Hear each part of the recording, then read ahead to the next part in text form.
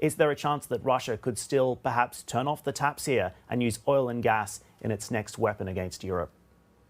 Oh, absolutely. I think Moscow has demonstrated their willingness to do this in the past. We've seen over the past 10 years, Moscow cutting off shipments of natural gas that travels via pipeline through the Ukraine over disputes with payments coming in from the Ukraine. So Moscow has done it before, and obviously they will do it again, especially if the nuclear option, as they're calling it, with access to SWIFT or expelling certain Russian banks from the payment system, if that goes on and proceeds, then yes, you can obviously see Moscow resorting to the weapon of oil and gas. And in that scenario, we're looking at significantly higher prices.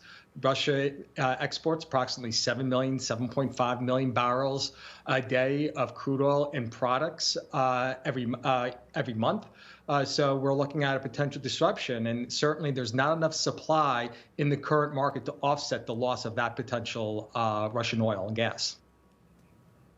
Okay, so talk me through the pricing scenarios then. Word on the street, at least the consensus among some of the majors, is that oil will only go higher from here. How much higher are you thinking, Stephen? Absolutely. Based on our quantitative modeling, we're assigning a 10% probability.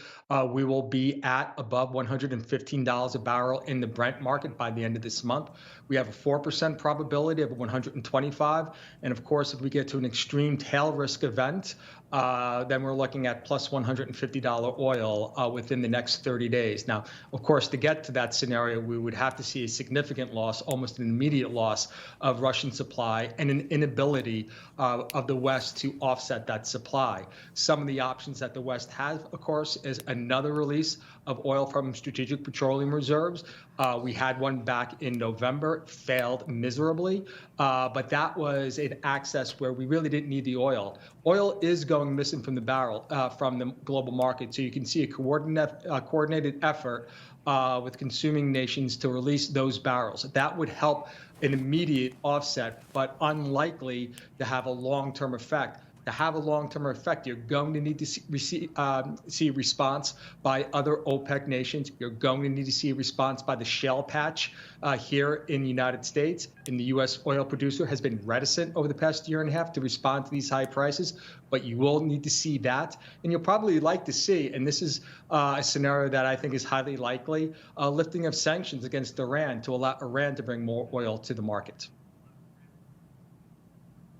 Stephen, that's very much in line with what I heard just literally 2 weeks ago today from the UAE's energy minister, Suhail Masroui. Essentially, he was saying to me that while they didn't think at that time that we'd see an invasion, he did say that there was no current plan to make up for a shortfall if Russian supplies were taken off the market. But I want to ask you this. What we saw just a few hours ago, BP announcing that they would divest themselves of this 20% stake in Rosneft.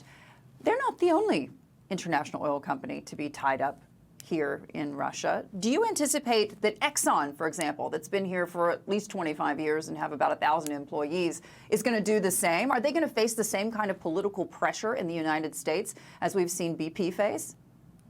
Yeah, it's an excellent question, Hadley, because the politics in this country over the past year and a half has been an oil and gas industry that has faced the most hostile White House ever. White House that is really at war with the industry and that really has retarded investment and would rather see investment going into decarbonization.